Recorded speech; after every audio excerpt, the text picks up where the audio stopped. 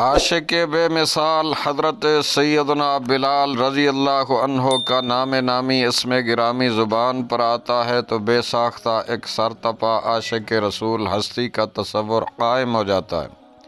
ایمان لانے اور غلامی سے آزادی پانے کے بعد عاشق بے مثال سیدنا حضرت بلال رضی اللہ عنہ نے اپنی زندگی کے حسین ایام سرکار عالی وقار مدینہ کے تاجدار صلی اللہ علیہ وآلہ وسلم کی خدمت میں گزارے، لیکن وصال ظہری کے بعد ہجر رسول کی تاب نہ لا کر مدینہ منورہ زادہ اللہ و شرفہا سے ہجرت فرما کر ملک شام کے علاقے داریہ میں سکونیت اختیار فرمائی۔ کچھ عرصہ گزارنے کے بعد ایک رات خواب میں سرکار نامدار مدینہ کے تاجدار صلی اللہ علیہ وسلم کے دیدار فیض آثار سے مشرف ہوئے۔ لبہائے مبارکہ کو جنبش ہوئی، رحمت و محبت کے پھول جھڑنے لگے۔ الفاظ کچھ یوں ترتیب پائے: ما ہذہ الجفوۃ یا بلال، اما آن لک ان تزورنی یا بلال، یعنی اے بلال یہ کیا جفا ہے، کیا ابھی وہ وقت نہیں آیا کہ تم میری زیارت کے لیے حاضری دو۔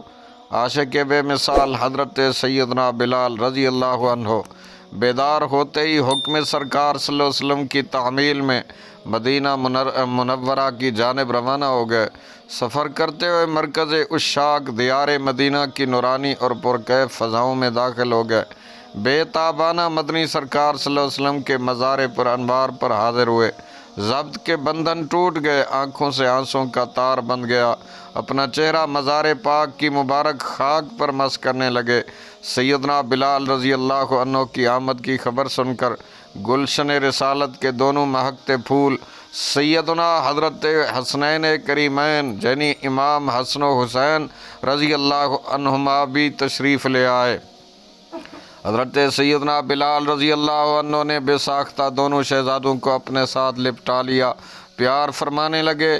شہزادوں نے فرمائش کی: اے بلال، ہمیں ایک بار وہ اذان سنا دیجئے جو آپ نانا جان صلی اللہ علیہ وسلم کی حیات ظاہری میں دیا کرتے تھے۔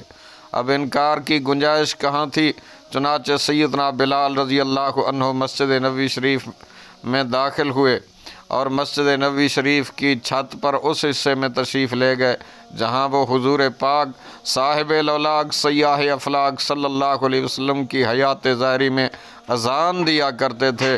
جب حضرت سیدنا بلال رضی اللہ عنہ نے اللہ اکبر سے اذان کا آغاز فرمایا تو مدینہ منورہ میں ہلچلی مچ گئی، لوگ بے تاب ہو گئے۔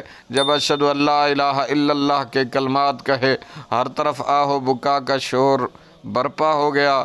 پھر جب اس لفظ پہ پہنچے اشہد ان محمد رسول اللہ تو لوگ بے تابانہ ایک دوسرے سے پوچھنے لگے: کیا سرکار نامدار صلی اللہ علیہ وآلہ وسلم مزار پر انوار سے باہر تشریف لے آئے ہیں؟ سرکار مدینہ صلی اللہ علیہ وسلم کے وصال ظہری کے بعد مدینہ منورہ زادہ اللہ شرف و تعظیمہ میں اس دن سے زیادہ کبھی گریہ و زاری نہیں ہوئی۔ اس واقعے کے بعد حضرت عاشق بے مثال سیدنا بلال رضی اللہ عنہ تا دم حیات سال میں ایک مرتبہ مدینہ منورہ زادہ اللہ شرف و تعظیمہ حاضر ہوتے تھے اور اذان دیا کرتے تھے۔ تاریخ دمشق جلد 7 صفحہ نمبر 137 و فتاوی رضویہ جلد 10 صفحہ نمبر 720۔ واللہ اعلم عز وجل ورسولہ عالم صلی اللہ علیہ وآلہ وسلم۔